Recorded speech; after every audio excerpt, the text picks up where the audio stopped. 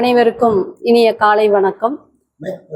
திரிசக்தி ஜோதிடம் நடத்துகின்ற இந்த மாதாந்திர கருத்தரங்கில் எனக்கு வாய்ப்பினை நல்கிய இதன் நிர்வாகிகள் மற்றும் அனைத்து உறுப்பினர்களுக்கும் முதற்கண் எனது வாழ்த்துக்களையும் வணக்கங்களையும் நன்றிகளையும் கூறிக்கொண்டு, இப்போ ஒரு விஷயம் நடக்கிறத எனக்கு சொன்னவர் எனக்கு என்னோட நண்பர் சண்முகம் ஐயா.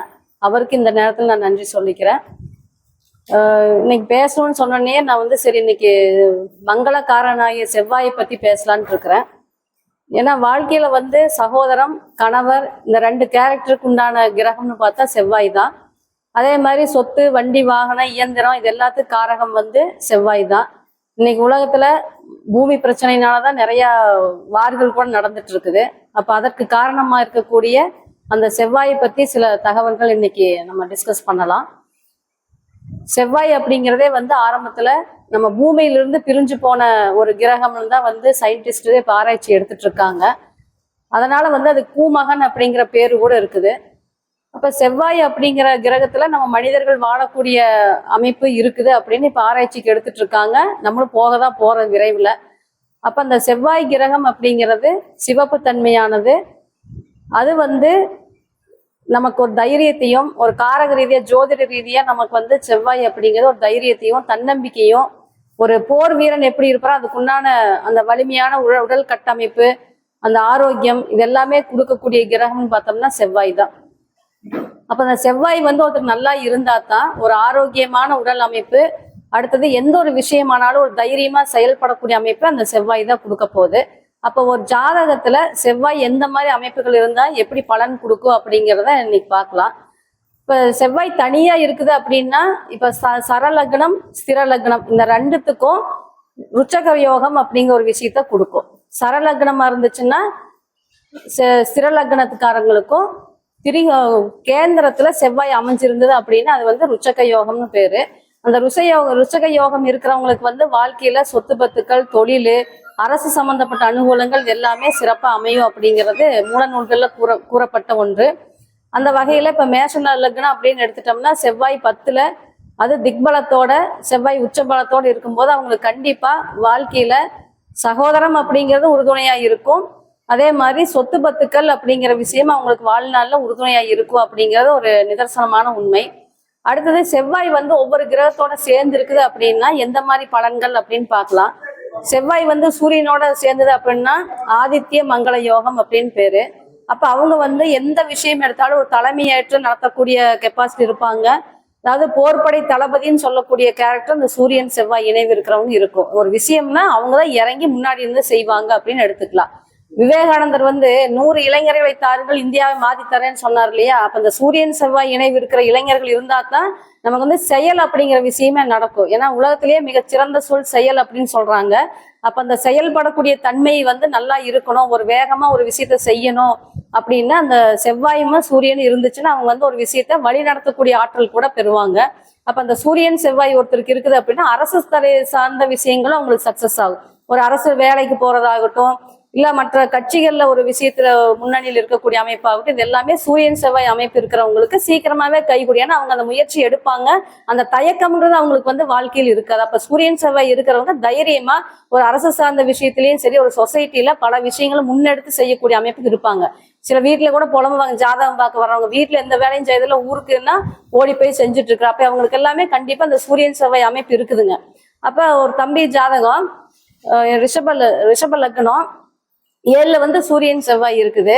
இப்ப கடந்த காலங்கள்ல இந்த குரு பார்வை இருந்த டைம்ல அவர் சொசைட்டிக்காகவே சேவை செஞ்சு அதுல ஊர் பொதுமக்கள் கேட்டு அவர் ரொம்ப பாராட்டக்கூடிய சூழ்நிலை கூட வந்துச்சு. அந்த அளவுக்கு பொது சேவை செய்யறதுல முன்னாடியே எந்த ஒரு பிரச்சனை முன்னாடி போய் நிப்பாரு அப்படின்னு எடுத்துக்கலாம். அதுக்கு அடுத்தது பார்த்தோம்னா சந்திரமங்கல யோகம், சந்திரனோட செவ்வாய் இருக்கிற அமைப்பு. இது பாத்தீங்கன்னா செவ்வாய் வலிமையா இருந்து சந்திரனோட இருந்துச்சுன்னா அந்த ஜாதகர் சுறுசுறுப்பா இருப்பாரு. அவங்க மதரும் எப்பவுமே ஒரு ஆக்டிவா இருக்கக்கூடிய அமைப்பை கொடுத்துரும். விவசாயம் சார்ந்த தொழில்கள், சமையற்கலை சம்பந்தப்பட்ட தொழில்கள், எஸ்பெஷலி விளையாட்டுத்துறை அவங்க நல்லா செட் ஆகும். இந்த மாதிரி சந்திரன் செவ்வாய் இருக்கிறவங்க ரொம்ப ஆக்டிவா தான் இருப்பாங்க. விளையாட்டுத்துறை தேர்ந்தெடுக்கலாங்க. அதே மாதிரி சந்திரன் செவ்வாய் இருக்கிறவங்க பாத்தீங்கன்னா விவசாயம் சார்ந்த விஷயங்கள் கல்வியை எடுத்து படிச்சாலும் அவங்களுக்கு யூஸ்ஃபுல்லா இருக்கும். இப்ப தோனிக்கு கூட கன்னி லக்னத்திலேயே சந்திரன் இருக்கிறது வந்து இந்த விளையாட்டுத்துறை சார்ந்த விஷயங்கள் சக்சஸா இருக்கு அவருக்கு உதவியா இருந்துச்சுன்னு கூட எடுத்துக்கலாம். அப்ப சந்திரன் செவ்வாய் இருக்கிறவங்க எப்பவுமே வந்து ஒரு ஆக்டிவா இருப்பாங்க, உடல் கட்டமைப்பும் நல்லா இருக்கும். செவ்வாய் வந்து ரத்தத்துக்கு காரக கிரகம், அதே மாதிரி சந்திரன் உடலுக்கு உண்டான காரக கிரகம். அப்ப அந்த சந்திரனும் செவ்வாய் நல்லா இருந்தது அப்படின்னா தான் நம்மளோட உடல் வலிமை நல்லா இருக்கும் அப்படின்னு எடுத்துக்கலாம். அடுத்து செவ்வாயுடன் புதன் சேர்ந்து இருந்தது அப்படின்னா அவங்க வந்து பொறியியல் துறையில வல்லுநர்களாக இருப்பாங்க. அப்ப செவ்வாய் வந்து வேகமா இயங்கக்கூடிய கிரகம், புதன் வந்து புத்திசாலித்தனத்தை கொடுக்கக்கூடிய கிரகம். இப்போ ஒரு சம்மு வந்து டிரைவ் பண்ணோம்னா கூட வந்து அந்த வேகம் ரொம்ப முக்கியம், அந்த புத்திசாலித்தனம் முக்கியம். அப்ப செவ்வாய் புதன் இருக்கிறவங்க கணக்கு பாடங்கள்லாம் நல்லா படிப்பாங்க. அதே மாதிரி இடம் சார்ந்த நாலேஜ் அவங்களுக்கு நல்லா இருக்கும். நம்மளோட கிளைண்ட்டுக்கு வந்து மிதுன லக்னம், நாள்ல வந்து செவ்வாய் புதன் அது வந்து கன்னி வீட்லயே இருக்கிறதுனால அவர் வந்து ரியல் எஸ்டேட் துறையில ரொம்ப மிக பிரமாதமா முன்னுக்கு வந்துட்டு இருக்காரு. என்னன்னா செவ்வாய் புதன் வீட்டுல இருக்கிறது இன்னும் மிகப்பெரிய ஒரு யோகம். அந்த நிலம் சம்பந்தப்பட்ட விஷயங்கள் அந்த நாலேஜ் வந்து அவங்களுக்கு இயல்பாவே இருக்கும். அப்ப செவ்வாய் புதன் காம்பினேஷன் அவங்களுக்கு நிலம் தொடர்பான விஷயங்கள்ல நாலேஜை கொடுக்கும் அப்படின்னு எடுத்துக்கலாம். அதே மாதிரி இவங்க வந்து படிக்கும் போதே திருமணம் வாழ்க்கைக்குள்ள போகக்கூடிய ஆற்றலும் கூட இருக்கும். அப்ப செவ்வாய் புதன் படிக்கும் போதே ஒரு காதல் திருமணத்துக்கு போகக்கூடிய அமைப்பையும் கொடுத்துருங்க. அடுத்தது பாத்தீங்கன்னா குருவும் செவ்வாயும், இது வந்து குருமங்கள யோகம்னு பேரு. இது வந்து இந்த குழந்தை குரு செவ்வாய் இணைவோ இல்ல ஏதோ வகையில தொடர்பு இருக்கக்கூடிய ஒரு குழந்தை வீட்டுல பிறந்தாவே அந்த வீட்டுல வந்து சொத்துக்கள் வளர்ற யோகத்தை கொடுக்காங்க. சிம்பிளான ஒரு வீட்டுல இருப்பாங்க, இல்ல வீடே இல்லாம இருக்கலாம். இந்த குழந்தை பிறந்ததுக்கு அப்புறம் கண்டிப்பா அவங்க ஒரு குடிசையாவது போட்டு சொந்த வீடு அமைப்புக்கு வருவாங்க, இல்ல வீடு ஏதோ பழசாதான் எடுத்து கட்டுவாங்க. அப்ப அந்த ஒரு குழந்தை வந்து குரு செவ்வாய் காம்பினேஷன்ல பிறந்துச்சு அப்படின்னா அந்த வீட்டுல பொருளாதாரமும் வளரும், சைமல்டேனியஸா சொத்து சம்பந்தப்பட்டது வீடு சொத்து சம்பந்தப்பட்டது வளரும். அதே மாதிரி அந்த குழந்தை வந்து பெருசாகி பிற்காலத்துல தனியா உருவாக்கக்கூடிய அமைப்பையும் கூட அந்த குரு செவ்வாய் காம்பினேஷன் கொடுத்துரும். முக்கியமா இந்த பொதுத்துறை சம்பந்தப்பட்ட விஷயம், அதாவது ஒரு கோயில் திருப்பணி ஆகட்டும், ஒரு கல்விக்கூடங்கள், இந்த மாதிரி விஷயங்களுக்கு ஒரு இடம் சம்பந்தப்பட்ட விஷயம் முன்னாடி செஞ்சாங்க அப்படின்னா கண்டிப்பா அந்த கோயில் திருப்பணி சீக்கிரமாவே நிறைவடையும். அப்ப குரு செவ்வாய் அப்படிங்கிறது இருக்கிற ஜாதகர் ஒரு பொது விஷயத்துக்கு போய் நின்னாரு அப்படின்னா அந்த கட்டட சம்பந்தப்பட்டது நல்லா வளர்ச்சிக்கு வந்துடும், சீக்கிரமாவே டொனேஷன் கலெக்ட் பண்ணி அந்த கோயில் எல்லாம் கட்டிடுவாங்க அப்படின்னு எடுத்துக்கலாம். அப்ப அந்த குருமங்கள யோகம் மிகப்பெரிய ஒரு அதிர்ஷ்டமான யோகம். அடுத்தது செவ்வாய் சுக்கிரன் இணைவு, பிருகு மங்கள யோகம்னு பேரு. இது பாத்தீங்கன்னா செவ்வாய் சுக்கிரன் அப்படிங்கிற இணைவு இருந்தா எப்பயுமே அவங்க ஜோடிகளாக தான் இருப்பாங்க, எங்க போனாலும் ஜோடியா தான் போவாங்க வருவாங்க. கணவன் மனைவியா இருக்கும் பட்சத்துல அவங்க இணை பிரியாதவங்களா இருப்பாங்க அப்படின்னு எடுத்துக்கலாம். அதே மாதிரி இப்போ ஒரு வேலை சொல்றாங்க, இப்போ ரீசெண்டா கூட ஒரு விளம்பரம், ஏங்க ஸ்டவ் ஆஃப் பண்ணன்னு தெரியலையே அப்படின்னு அந்த அம்மா சொல்லும். உடனே அவர் வந்து போய் பார்த்துட்டு ஆஃப்ல தான் இருக்கு அப்படிம்பாரு. அப்புறம் உடனே இந்த அம்மா வந்து சரி போனீங்க அந்த சர்க்கரை போட்டு புருவை போட்டு ஒரு காப்பி கொண்டு வாங்கன்னு சொல்லும். அப்ப அவர் அந்த அம்மா ஒரு வேலையை சொன்னா செய்யக்கூடிய நிலவு எல்லா வீட்லயும் இல்லை. ஆனா அந்த செவ்வாய் சுக்கிரன் நினைவு இருக்கிற வீட்டுல பாத்தீங்கன்னா ஒண்ணுக்கு ஒண்ணு வந்து பரஸ்பரம் ஒற்றுமையா அந்த வேலையை ஒண்ணுக்கு ஒண்ணு செஞ்சுக்குவாங்க. இன்னொன்னு என்ன, செவ்வாய்னு பேசுற போது ஒரு வேலையை ஒருத்தர் சொன்னா அப்படின்னா எல்லாருமே அந்த வேலையை செய்ய மாட்டாங்க. யாருடைய செவ்வாய் பார்வை செய்கிறதோ அவங்கதான் வந்து அந்த ஆள் சொன்னா வேலை செய்வாங்க. இதே பாத்தீங்கன்னா 4ஆம் பார்வையா செவ்வாய்க்கு வந்து 4, 7, 8 ஆகிய 3 பார்வைகள் இருக்கு. இப்ப 4ஆம் பார்வையை பார்த்தாலும் ஒரு அன்பா சொல்லுவாங்க, செஞ்சுக்குவாங்க. அதே மாதிரி 7ஆம் பார்வையை பார்த்து அவங்க வந்து ஒரு கமெண்ட் கொடுக்குறாங்கன்னா அவங்க செஞ்சுக்குவாங்க. 8ஆம் பார்வையை பார்த்து ஒரு வேலையை சொன்னாங்க ரொம்ப அதிகாரத்தோட சொல்லுவாங்க, அங்க வந்து கொஞ்சம் பிணக்குகள் கூட வரும்.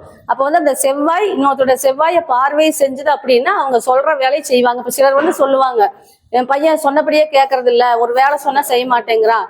சில ஆபீஸ் கூட போனோம்னா ஓனர் வேலை செஞ்சுட்டு இருப்பாரு, வேலையாள் வந்து ரெஸ்ட் எடுத்துட்டு இருப்பாரு. அப்ப என்னன்னா அந்த செவ்வாய் ஒண்ணு பார்வை இல்லாம இருக்கிறதுனால கூட இவர் சொல்ற வேலையை செய்ய முடியாத சூழ்நிலை அந்த கம்பெனிலயோ இல்ல வீட்லயோ உருவாகும். அப்ப அந்த செவ்வாய்ங்கிறது அந்த பார்வையும் ரொம்ப முக்கியம். அப்ப பிருகுமங்கள யோகத்துல அந்த செவ்வாய் சுக்கிரன் இணைவு கணவன் மனைவிக்கு இருக்கும் பட்சத்துல ரொம்ப ஒற்றுமையான நிலையை கொடுத்துரும். ஒருத்தருக்கு ஒருத்தர் ஹெல்ப் பண்ணி நல்ல ஒரு அன்பான வாழ்க்கைக்கு போயிடுவாங்க. காதல் திருமணம் இவருக்கு இந்த குடும்பத்துல கண்டிப்பா இருக்குங்க. அடுத்து சனியும் செவ்வாயும் இருக்கக்கூடியவர். சனி செவ்வாய் அப்படிங்கிறதே பாத்தீங்கன்னா அவங்களுக்கு தொழில் நிலையில ஒரு சொத்துக்கள் வச்சு தொழில் பண்றது, வண்டி வாகனங்கள் வச்சு தொழில் பண்றது, அடுத்தது இயந்திரங்கள் வச்சு தொழில் பண்ணக்கூடிய அமைப்பு, இது எல்லாமே வந்து சனி செவ்வாய் இருக்கக்கூடிய ஆட்களுக்கு அமையும். அதே மாதிரி தொழில நல்ல நிபுணத்துவம் இருக்கும், வல்லுநர்ல இருப்பாங்க. என்னன்னா சனி வந்து ஸ்லோவா போகக்கூடிய கிரகம், செவ்வாய் வந்து வேகமா இயங்கும். அப்படிங்கும்போது அந்த கான்ட்ரவர்சி மட்டும் வரும், அவங்க பிளானிங் ஒரு மாதிரி இருக்கும், அது முடிக்கிறது கொஞ்சம் லேட் ஆகும். அதனால சார் லேட் பண்றாரு அப்படிங்கிற பேரு தான் வறுமை ஒழி, ஆனா வேலை வந்து நேர்த்தியாக இருக்கும் அப்படின்னு எடுத்துக்கலாம். அடுத்து செவ்வாயுடன் ராகு கேது இருக்கிற அமைப்பு. செவ்வாயுடன் ராகு கேது இருக்குது அப்படின்னா சொல்லவே வேண்டாம், அவங்க வந்து மிலிட்ரி தான் பர்ஃபெக்ஷனா இருக்கணும்னு எதிர்பார்ப்பாங்க. வீட்லயே வந்து ஒரு 5 மணிக்கு எந்திரிக்கணும், 6 மணிக்கு காஃபி வேணும் அப்படிங்கிற மாதிரி ஒரு மிலிட்ரியா வேலை செய்வாங்க அப்படிங்கிற குணாதிசயத்தை கொடுத்துரும். எதுவுமே கரெக்டா இருக்கணும், அதிகார தோரணையில தான் அவங்க பேசுவாங்க. அப்ப இந்த செவ்வாய் ராகு இருக்கிறவங்க எல்லாம் ஒரு அதிகாரத்துல இருக்கிறாங்க அப்படின்னா அவங்களுக்கு அது பயன்படும். ஏன்னா அப்பத்தானே வேலை வாங்க முடியும். அப்ப அந்த செவ்வாய் ராகு இருக்கிறவங்களுக்கு வந்து மற்றவங்களை விரட்டி வேலை வாங்கக்கூடிய கெப்பாசிட்டி இருக்கிறதுனால ஒரு அதிகாரத்தில் இருக்கிறாங்க அப்படின்னா அது அவங்களுக்கு பயனுள்ளதாக இருக்கும் அப்படின்னு எடுத்துக்கலாம். அதே மாதிரி இந்த செவ்வாய் ராகு எனக்கு தெரிஞ்ச 1971 ஜாதகம் செவ்வாய் ராகு மகரத்துல அந்த டைம்ல கோச்சாரத்தை ராகு பயணிச்ச காலத்துல அவங்களுக்கு அந்த 1.5 வருஷத்துல 2-3 தடவை ஆக்சிடென்ட் ஆயிருச்சு. அப்ப அந்த செவ்வாய் ராகு காம்பினேஷன் இருக்கிறவங்களுக்கு கோச்சாரத்திலே பாவகிரகங்கள் சேரும் போது அடிக்கடி வந்து எலும்பு முறிவு சம்பந்தப்பட்டது இல்ல வண்டி அடிபடுறது இந்த மாதிரி விஷயங்களை சந்திக்கிறாங்க. அப்ப அது கவனமா இருக்க வேண்டிய காலகட்டம்னு சொல்லிடலாம். அதே மாதிரி செவ்வாய் கேது இருக்கிறவங்க கொஞ்சம் மென்டலி வந்து கொஞ்சம் அடிக்கடி அப்செட் ஆவாங்க, குழப்பமான மனநிலைக்கு போயிடுவாங்க, அந்த டென்ஷன் உணர்ச்சி வயப்பட்ட நிலையிலேயே இருப்பாங்க அந்த செவ்வாய் கேது இருக்கிறவங்க. சரிங்களா? அப்ப அவங்களுக்கு எல்லாம் என்னன்னா ஏதோ இந்த பாத யாத்திரை போறதெல்லாம் பரிகாரமா சொல்லிடலாம். ஏன்னா அமைதி அது மௌனமா போங்கன்னே சொல்லிடலாம். ஏன்னா ரொம்ப கோவப்படக்கூடிய கேரக்டர் அவங்களுக்கு இருக்கும். அப்ப அந்த செவ்வாய் ராகியது கொஞ்சம் மைனஸஸ் இருந்தாலும் அதை வந்து பாசிட்டிவா எடுத்து நம்ம பயன்படுத்திட்டோம்னா அது கூட நமக்கு நல்ல வழிமுறையை கொடுக்கும்னு எடுத்துக்கலாம். அடுத்தது பாத்தீங்கன்னா லக்ன ரீதியா அந்த செவ்வாய் ஒவ்வொருத்தருக்கும் எப்படி இருக்குன்னு பார்க்கலாம். இப்ப மேஷ லக்னமா இருக்குது அப்படின்னா 1-8ஆம் பாவ கனெக்ட் ஆகுது. அப்ப அந்த ஜாதகரே ஏதோ ஒரு வகையில அவமானப்படக்கூடிய சூழ்நிலையில் அவமானம் தேடி வரும், அந்த மாதிரி சூழ்நிலை எடுத்துக்கலாம். ரிஷப லக்னமா இருந்தா 7-12 கனெக்ட் ஆகுறதுனால வாழ்க்கை துணைக்காக நிறைய செலவு பண்றது, அவங்களுக்காக செலவுகள் ஆகுறது, நிறைய பயணங்கள் செய்வாங்க. இப்போ ஒரு கணவருக்கு அந்த மாதிரி அமைப்புனா ஒய்ஃப் அடிக்கடி வெளியூர் போவாங்க, டிராவல்ல இருப்பாங்க அப்படிங்கிற அமைப்பு எடுத்துக்கலாம். மிதுன லக்னமா இருக்கும் பட்சத்துல 6ஆம் பாவம் 12ஆம் பாவ தொடர்பு அப்படிங்கிறதுனால விளையாட்டுத்துறை இதெல்லாமே அவங்களுக்கு நல்லா செட் ஆகும். எதிரிகளை வெல்லக்கூடிய அமைப்பு, ஒரு போட்டி தேர்வு அப்படின்னா அதுல வந்து சக்சஸ் ஆகக்கூடிய அமைப்பு அந்த மிதுன லக்னத்துக்கு யோகமா இருக்கும். கடக லக்னம்னா 5ஆம் பாவ அதிபதியாவும் செவ்வாய் வருவாரு, 10ஆம் பாவ அதிபதியாவும் செவ்வாய் வரும். அது வந்து முதல் தரமான யோகத்தை கொடுக்கும் கண்டிப்பா. அப்ப கடக லக்னத்துக்கு 5-10ஆம் பாவ தொடர்பு வர்றதுனால முதல் தர யோகாதிபதியா செவ்வாய் செயல்படுவாரு. கண்டிப்பா அவங்களுக்கு அந்த தசாபுத்தி காலங்கள் யூஸ்ஃபுல்லா தான் இருக்கும். சிம்ம லக்னக்காரங்களுக்கு பார்த்தீங்கன்னா 4ஆம் பாவமும் 9ஆம் பாவ அதிபதியா செவ்வாய் வர்றதுனால அதுவுமே மிகச்சிறந்த யோகத்தை கொடுக்கும். அதாவது தாயார் தந்தையார் வகையில யோகத்தை கொடுக்கும். தந்தையாருடைய சொத்துக்கள் நிறைய சேரக்கூடிய அமைப்பு எல்லாமே கொடுத்துரும். இப்ப சப்போஸ் கன்னி லக்னக்காரங்களுக்கு செவ்வாய் வந்து 3-8ஆ வர்றதுனால ரொம்ப தொந்தரவுகள் கொடுக்கக்கூடிய அமைப்பு கொடுத்துரும். அப்ப செவ்வாய் வலிமை இல்லாம ஏதோ ஒரு வகையில இன்னுமே அது மறைஞ்சு இருந்தது அப்படின்னா கண்டிப்பா அந்த ஜாதகருக்கு ஏதோ ஒரு வகையில அந்த தசாபுத்தி காலங்கள்ல பிரச்சனையை கொடுக்கும் அப்படின்னு எடுத்துக்கலாம். துலா லக்னம் வந்தா 2-7 தொடர்பு வர்றதுனால மனைவி மூலமா நல்ல வருமானம் ஈட்டக்கூடிய அமைப்பு. அப்ப அவங்க சொத்துக்களை இவர் அனுபவிக்கூடிய அமைப்பு, இவர் பேசி சம்பாதிக்கக்கூடிய யோகம். அதே மாதிரி இவர் கிளைண்ட்னால வர்ற வாடிக்கையாளர்களால வருமானம் நல்லா வரக்கூடிய அமைப்பு துலா லக்னக்காரங்களுக்கு கொடுத்துரும். அடுத்து விருச்சிக லக்னமா இருந்தா 1-6 சம்பந்தம் வர்றதுனால இவரே எதிரியா இருப்பார். இவருக்கு எதிரிகள் தேடி வந்து ஒரு பிரச்சனை கொடுத்துட்டே இருப்பாங்க அப்படின்னு எடுத்துக்கலாம். தனுசு லக்னக்காரங்களுக்கு 5ஆம் பாவம் 12ஆம் பாவம் பூர்வீக சம்பந்தப்பட்ட விரயங்கள் நிறைய ஏற்படும். இவர் வந்து ஆன்மீக துறையில சிறந்து விளங்கக்கூடிய அமைப்பு. அப்ப தனுசு லக்னத்துக்கு பொதுவாகவே செவ்வாய் 5லயோ 12லயோ இருக்கும் பட்சத்துல அவங்க வந்து ஆன்மீகத்தை தேர்ந்தெடுத்தாங்க அப்படின்னா லைஃப் ஸ்டைல் கொஞ்சம் நல்லா இருக்கும். மகர லக்னம் எடுத்துட்டா 4ஆம் பாவம் 11ஆம் பாவம் இவங்களுக்கு வந்து சொத்துக்கள் மூலம் நல்ல ஆதாயம் உண்டு. அப்ப இவங்க வந்து லைஃப்ல கொஞ்சம் சொத்து சேர்த்தலாம் அப்படின்னா அதன் மூலமா என்னைக்குமே நிரந்தர வருமானத்தை கொடுக்கூட அமைப்பு மகர லக்னத்துக்காரங்களுக்கு இருக்கும்.